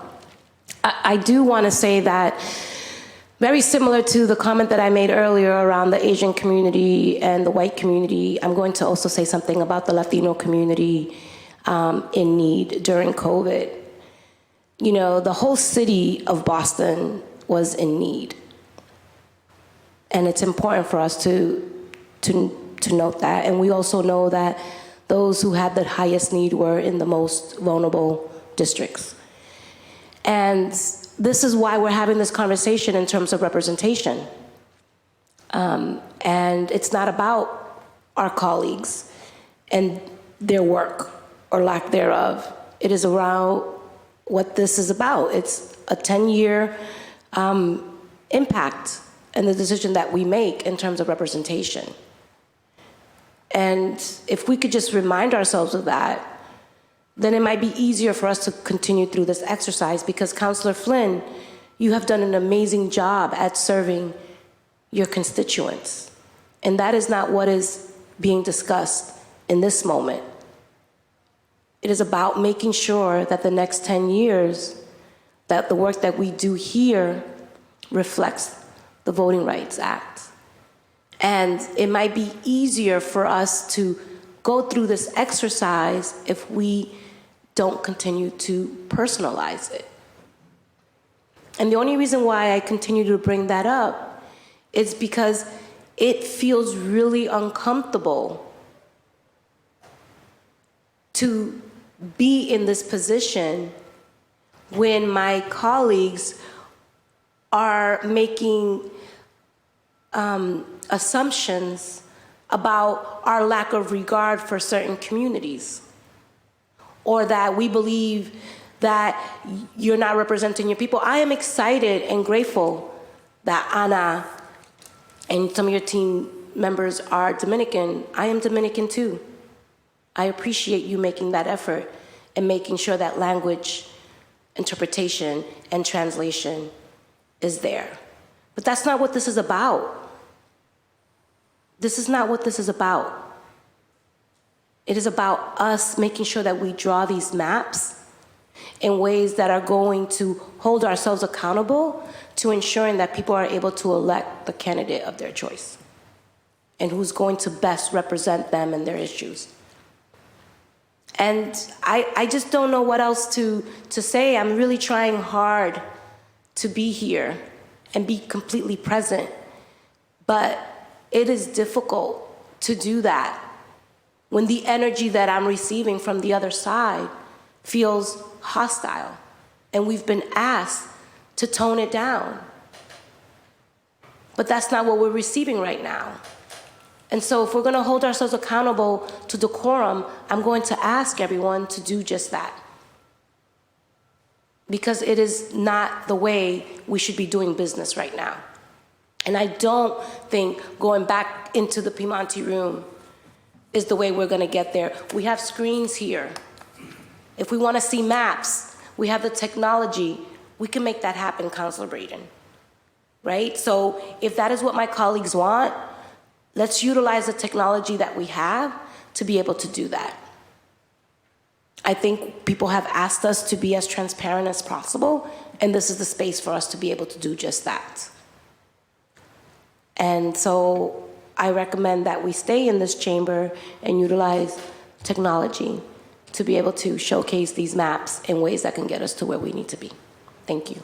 Thank you, Councillor Mejia. Councillor Arroyo, you have the floor. Thank you. I just want to second remaining in this chamber and using this technology as we've done. I think it's the best and most efficient way to make sure everything we say is recorded and that everybody who's not able to personally be here, which makes it more equitable for folks who have a difficult time taking off time from work or making it to the city council and finding parking and dealing with all those different things, are able to watch this. I think this is the best venue for these hearings. I also want to just address, because I am the counselor from Hyde Park, that when my family came to this country, specifically to Massachusetts and Boston, where they found a home was Via Victoria. It's where my father was. It's where some of my siblings were born. It is very near and dear to me, the affordable housing, that the opportunities it gave my family, but also specifically the affordable housing in the South End, and their connection and nexus to folks in South Boston. I'm very aware of them, very aware of them. They've played an instrumental role in my family's upbringing and in my family's ability to thrive here in this city. And so, the idea that I don't care, I've never been, or any other kind of allegation or sort of insinuation that is being cast is incredibly harmful to me in terms of my own personal background in these particular spaces.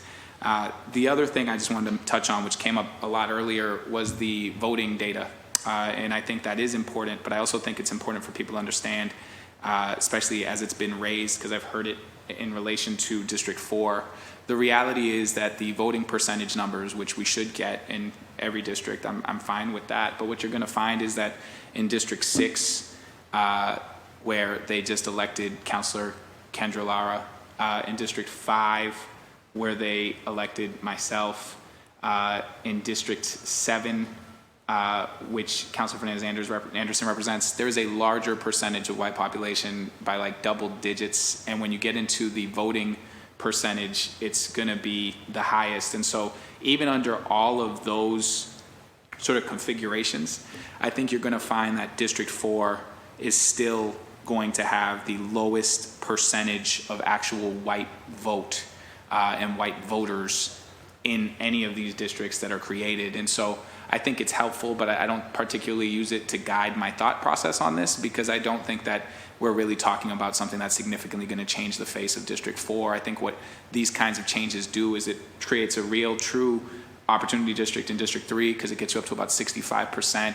And so there's some real gains there. And I think that the voting information is important, but it's also important to put that in sort of the same sort of place as where it is in other districts that have also been opportunity districts. I mean, District 5 was clearly an opportunity district in the last redistricting process. It remains one because those numbers are what they are. And then in District 6, they also added Eggleston Square and did certain things to try to increase the diversity there so that they could become an opportunity district in that way. And I think you would find that white vote share or whatever sort of demographic that people are afraid of, you're going to find that even under the current configuration, that 5% bump in white population doesn't supremely or massively alter what District 4 is able to do in comparison to every other district. And so I think that data is fine. I second the continuing to have these meetings here. I think we're able to have fully transparent meetings here in a way that we can't in the Piedmonte room. And so I applaud the chair for making that move, and I hope that we stick to it. And that's really it. I think that the voting demographics are important, but I think they should be in the context of where we've had other voting demographics and what those look like. And I think we'll find that the differences are still very stark throughout the city in a way that doesn't really weaken District 4 or put District 4 into a place where it's no longer a district for people of color. And so that's really it on my end. Thank you, Madam Chair. Thank you, Councillor Royal. Councillor Baker, you have the floor. Thank you, Madam Chair. I appreciate your passion.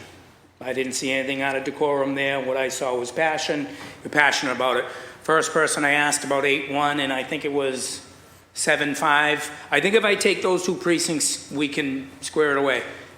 He broke out into a cold sweat because of the way he feels about his housing developments. I can't do it, couldn't even have the conversation with him.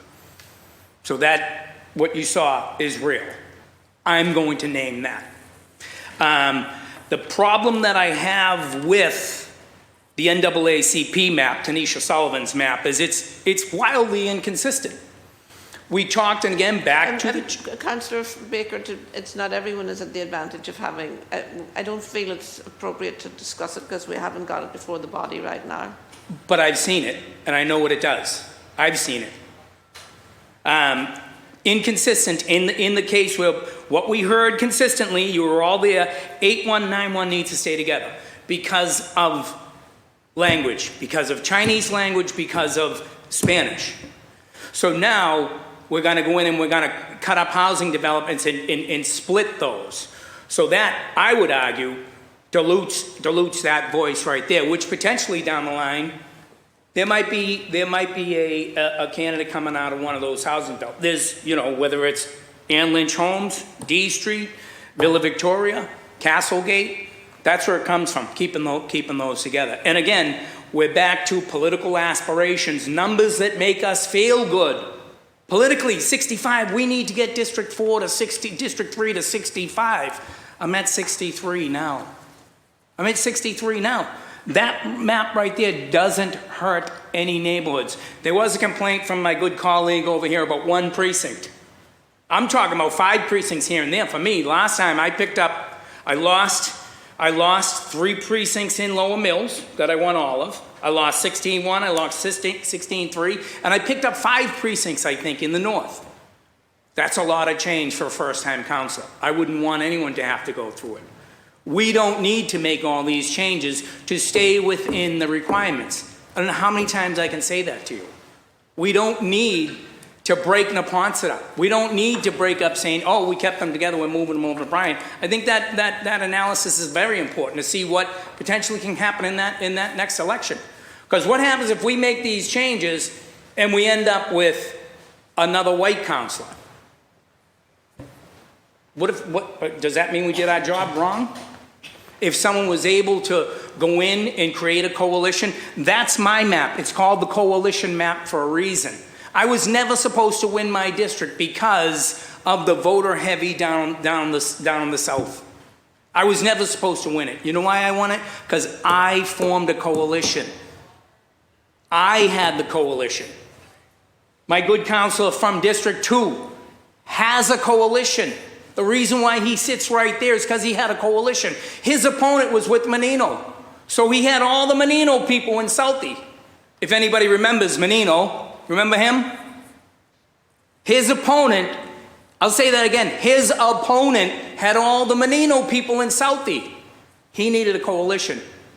He needed the Spanish speakers. he needed the Chinese speakers, he needed to go and present himself to them as a coalition. District 1, you need to be a coalition. District 5, you need a coalition. Everybody needs a coalition now. Everybody needs a coalition. 63% not good enough. We want to harm neighborhoods, and yes, you are harming my neighborhoods. Take for 2 percentage points. Think about it. Safe map right there. Coalition map. Everybody needs it. And the Vietnamese, they vote Republican a lot of the time. The Vietnamese too. Far different from what the Chinese vote. If you look at Vietnamese voting rolls, most of them are Republican because it was a Republican administration that brought them over here, that ended Vietnam. Richard Nixon. He ended it.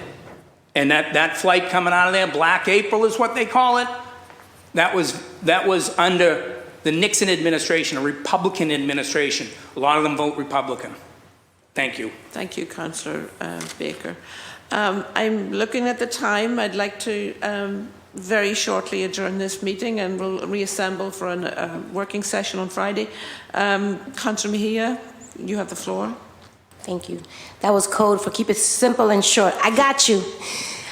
I just want to say 2 things. One is we are doing this exercise so that it's not so much the need for a coalition in order to be elected. It is for people to be able to elect people who have lived their realities, right? Like the whole idea is for opportunities to exist for representation, right? So while I appreciate the tactics that get us to be elected through coalition building, the whole idea of this exercise is for us to increase opportunities for people to be able to elect a candidate of their choice. So I just want to name that again, right? So that is 1. And 2, I'm going to go back because I've been behaving, but I am going to just get out of line here to say that when one person speaks, it is considered passion and uplifted. But when a woman of color speaks, it's considered aggressive and disrespectful. So if we're going to have this conversation, we can't have different norms for different people because that's just not fair. And I'm going to keep on saying it and make people feel uncomfortable if we have to, but you can't have one set of rules for a certain group, and then the minute I get out of line, I get called into the principal's office. I'm not going to have that. So if Councillor Flynn is showing passion and that gets celebrated, I am not going to turn down my temperature to make anyone feel comfortable in this chamber anymore. Because I've been really good. But if we're going to unleash the passion, I'm going to unleash the passion. And everyone's going to have to be okay with it. Thank you, Councillor Mejia. Nothing to do with anything, quick comment. Hold on. Councillor Flynn, you have the floor. Councillor President. Thank you, Madam Chair, and just want to let my colleagues know if they're interested in a meeting that I'm hosting with the South Boston elected officials and with public housing residents on Wednesday at 6 p.m. at the Condon School. I wanted to invite my colleagues, if they would like to go and listen to residents about redistricting and how it's important to keep public housing residents together, how it's important to keep communities of color in South Boston together. They have more in common with each other. South Boston Public Housing works closely with the residents in the South End, and we work closely with a lot of the low-income residents and in the apartments in Chinatown. So if my colleagues would like to come, or if the residents would like to come of District 2, the meeting is Wednesday night at 6 p.m. at the Condon School, and it's located in West Broadway Development. It's located in West Broadway Public Housing Development. It's off of D Street. It's off of West Broadway, and it's on D Street. It's within walking distance of Broadway Station. So again, want to invite my colleagues, if they are interested in hearing the voices of public housing residents and South Boston residents, that they are welcome to attend. And I want to make sure, as a district city councilor, I do my very best to advocate for my constituents and to make sure my constituents, especially residents of color, are treated with respect in this process. I want to make sure residents of public housing are united in my district. I think my district should have a larger percentage of people of color. I think my district should be more focused and higher number on immigrants. We have a lot of undocumented residents in Chinatown that we work with. We have a lot in South Boston as well, but especially in Chinatown. And you can't effectively do the job without knowing the residents and able to communicate in their language. And if we're dividing people of color, especially people that speak various languages, into District 3, I don't know if that, eventually, if that city councilor will have a staff that can speak Cantonese and Mandarin and Spanish. That may not be the point, but that's important to me. Because when I leave, I want to make sure that residents in public housing and people of color have an equal opportunity. Thank you. They might live in South Boston, they might live in the South End, they might live in Chinatown. I wish I represented the Lenox development, which is further down the road in the South End. Obviously I can't, but I hope my colleagues will join me in staying united in making sure the voices of residents, especially residents of color, are treated fairly, are treated with respect. And I'm trying to say this respectfully to my colleagues, but I would like to ask for your support not to divide communities of color in South Boston. Thank you, Madam Chair. Thank you. Last call, Councillor Quick Councillor statement. Baker, sorry. Quick You have the statement. floor. 10 years ago, we sat in the Curly Room, all of us around the table, maps on the table, with a screen going where we made changes in real time. I haven't seen that yet. I don't see how we move from this log jam we're in here now. Since we've come to this room, it seems to have stopped. We had a couple good working sessions. I know we're trying to be transparent, but we haven't moved the dial at all since we came into this room. This is very impersonal. This feels like a hearing and not a working session. So thank you. Thank you. Thank you all for your participation this afternoon. We will reassemble on Friday for a working session, and thank you all. This meeting is adjourned.